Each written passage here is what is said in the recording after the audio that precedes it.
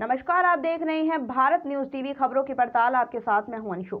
मधुबनी बिहार राष्ट्रीय जनता दल ने केंद्र सरकार द्वारा लाए गए तीनों कृषि बिल को काला कानून बताते हुए प्रेस को किया संबोधित। राष्ट्रीय जनता दल मधुबनी द्वारा स्थानीय परिसदन में किसान विरोधी तीनों काला कानूनों के खिलाफ प्रेस को संबोधित करते हुए किसान प्रकोष्ठ के वरीय प्रदेश उपाध्यक्ष सह पूर्व विधायक सीताराम यादव ने कहा, भारतीय जनता पार्टी किसानों के नाम पर दर्जनों फर्जी संगठन का निर्माण कर 21 दिन से आंदोलन कर रहे किसान आंदोलन को कमजोर करने के लिए देश के विभिन्न हिस्सों में 600 किसान सम्मेलन करने की बात कर रहा है। राष्ट्रीय जनता दल भाजपा के इस फर्जी किसान सम्मेलन के खिलाफ पूरे जिले में जन आंदोलन चलाकर भाजपा के किसान विरोधी चरित्र को सामने लाएगा। देखिए पूरी खबर विस्तार से। फिलहाल की अहम खबरों में बस इतना ही। बाकी की छोटी बड़ी खबरों से जुड़े रहने के लिए देखते रहिए लाइव टीवी एक्सप्रेस। नमस्कार। किसान प्रकोष्ठ के जिला अध्यक्ष देवनारायण यादव ने कहा, ये जो सरकारी प्रावधान किए जा रहे हैं, ऐसे प्रावधान अमेरिका में 1960 से लागू हैं। वह खेती की आमदनी निरंतर घटती गई। भारी सब्सिडी के सहारे किसानों को राहत दी जा रही है। अमेरिका हर साल अपने किसान को 41.88 लाख रुपये, जापान 7 लाख रुपये, चीन 5,09,600 रुपये और भारत बिजली, खाद, बीज, MSP आदि भारत में 85% लघु व सीमांत किसान हैं। कृषि उत्पादों से जुड़े तथाकथित बिचौलिए यानी छोटे व्यापारी तकरीबन 1.5 करोड़ हैं। 32 करोड़ लोग गरीबी की रेखा से नीचे जीवन यापन कर रहे हैं, जिसको सरकार सस्ता खाद्य उपलब्ध करवाती है। ये भी WTO के निशाने पर है। सरकार को धीरे धीरे MSP के साथ PDS सिस्टम को भी खत्म करना होगा। कृषि मूल्य आयोग, APMC, PDS आदि खत्म करने की तरफ कदम बढ़ाने ही होंगे, क्योंकि भारत सरकार WTO के एग्रीमेंट से बंधी हुई है और अमीर देशों का भारत पर दबाव है।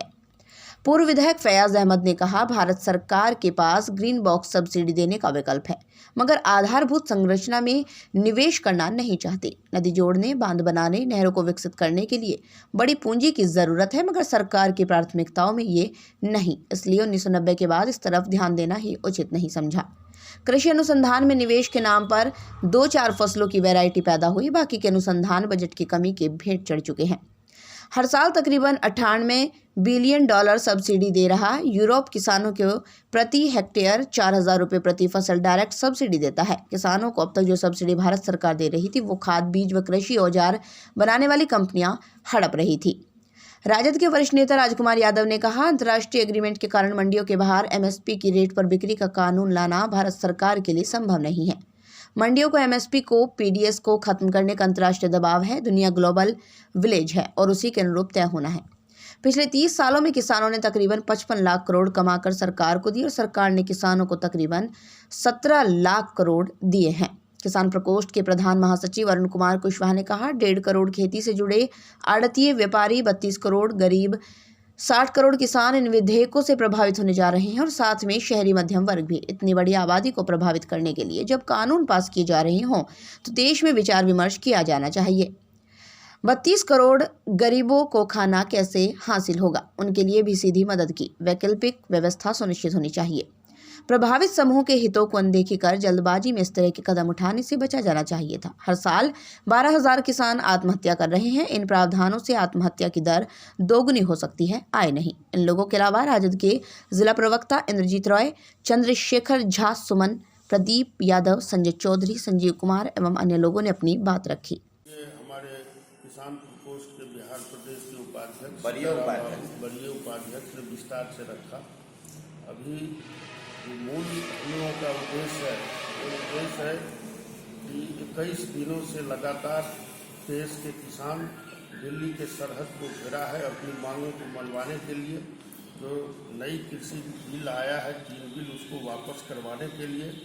लेकिन भारतीय जनता पार्टी की सरकार किसानों से वार्ता करने के बजाय अब सुप्रीम कोर्ट में अपने ही लोगों के द्वारा याचिका दायर करवा के और रास्ता खाली करवाने के लिए शाहीन बाग के आंदोलन के तरह व्यवहार करना चाहता है हिंदुस्तान के अन्नदाताओं के साथ। हम लोग उसका घोर निंदा करता है राष्ट्रीय जनता दल और जो भारतीय जनता पार्टी किसान एकता को तोड़ने के लिए फर्जी किसानों के संगठन का लिखित पत्र लेके किसान को जो गुमराह करना चाहता है और जिस तरीके से वह देश के 700 जिलों में वो सम्मेलन करना चाहता है।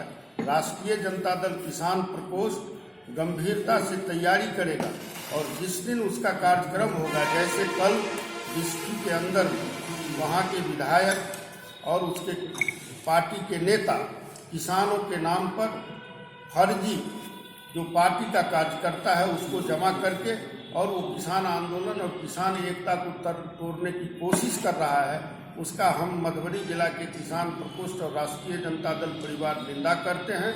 और आने वाले दिनों में जहाँ जहाँ भारतीय जनता पार्टी किसान सम्मेलन के नाम पर पार्टी सम्मेलन करके नहीं, बिहार में तो और कहीं नहीं है। बिहार जैसा किसानों का हालात बद से बदतर है। आज किसान कहीं के नहीं है बिहार। ये सरकार प्रधानमंत्री जी का नाम किसानों को आय दोगुना कर, किस तरह कर, कहाँ कर?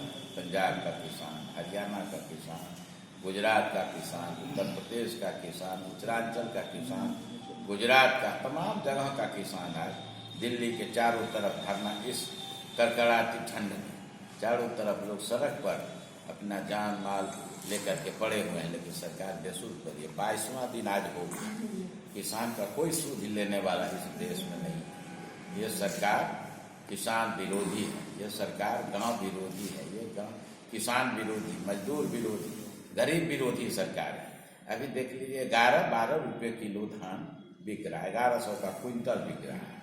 अब 1100 का क्विंटल बिक रहा है। किसानों को जिनको खाद का जरूरत है, जिनको गेहूं बीज का जरूरत है, जिनको गर्म कपड़ा का जरूरत है, जिनका बाल बच्चा पढ़ रहा है, जिनके माता पिता बीमार हैं, घर में कोई जरूरियात कार्य होगा, शादी विवाह होगा, नौ धकार है, वो कहाँ किसान लाएगा? तो वही धान बेचेगा। सभी धान बिक जाएगा, उसके बाद ये प्रक्रिया करेंगे खरीदारी का। जब किसान को धान ही नहीं रहेगा तो खरीदारी क्या करें? गेहूं की खरीदारी नहीं हुई, 12 रुपये 14 रुपये गेहूं बिकता है, सीजन में आके बिकता है। धान 10-11 रुपये बिक रहा है। अब 2 महीने 3 महीने के बाद एक मशीन हम देख रहे थे टीवी पर, वो नमी जांचने वाला मशीन था, बता रहा था कि 20% इसमें हम नमी काटे, तो 20% खट गया तो 1 क्विंटल में 80 किलो रहा। वही रेट तो गाँव में बिक रहा है।